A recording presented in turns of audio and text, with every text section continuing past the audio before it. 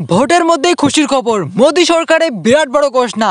এবার রাজ্যের সমস্ত মানুষের হবে 5,000 টাকা সরাসরি ব্যাংক অ্যাকাউন্টে। হ্যাঁ বন্ধুরা, যদি আপনাদের বাড়িতে যদি একজন পুরুষ আর মহিলা থেকে থাকে তাহলে কিন্তু আপনাদের জন্য রয়েছে একটা বিরাট বড় খুশির খবর। হ্যাঁ বন্ধুরা, আপনারা একদম ঠিকই শুনেছেন। যদি আপনাদের কাছে যদি একটা আধার কার্ড আর যদি রেশন কার্ড থেকে থাকে তাহলে কিন্তু বন্ধুরা আপনারা সবাই পেয়ে যাবেন এই 5,000 টাকা। হ্যাঁ বন্ধুরা, বর্তমানে কিন্তু আমরা সবাই ভালো মতো জানি যে সারা দেশ জুড়ে শুরু হয়ে গিয়েছে লোকসভা নির্বাচন ভোট। আর এই ভোট চলাকালে নিয়ে আমাদের মোদী সরকার সবার মন জয় করতে চাইছেন, আর সেই জন্য তিনি একটি নতুন প্রকল্প চালু করলেন। যে প্রকল্পে কিন্তু আপনারা আবেদন করলেই আপনারা কিন্তু ভোট শেষ হওয়ার সাথে সাথে আপনারা পেয়ে যাবেন আপনার অ্যাকাউন্টে 5,000 টাকা। হ্যাঁ বন্ধুরা, আপনারা একদম ঠিকই শুনেছেন। তো বন্ধুরা, বর্তমানে হয়তো আপনাদের মনে একটাই প্রশ্ন জাগছে যে আমরা কিভাবে এই প্রকল্পে আবেদন করে এই 5,000 টাকা পেতে পারবো। হ্যাঁ বন্ধুরা, আপনারা অবশ্যই ভিডিওটি শেষ অবধি দেখুন, তাহলে কিন্তু আপনারা জানতে পারবেন যে আপনারা কিভাবে এই 5,000 টাকা সরাসরি আপনার ব্যাংক অ্যাকাউন্টে পেয়ে যাবেন। তো আসুন বন্ধুরা, দেরি না করে শুরু করছি আজকে ভিডিওটি, আর জেনে নিচ্ছি যে আপনারা কিভাবে এই 5,000 টাকা পেয়ে যেতে পারেন সরাসরি আপনার অ্যাকাউন্টে। তবে বন্ধু, তার আগে আপনাদের কাছে ছোট্ট একটা রিকোয়েস্ট, আপনারা যদি এখনো পর্যন্ত আমাদের চ্যানেলকে সাবস্ক্রাইব করে না থাকেন তাহলে ওই নিচে থাকা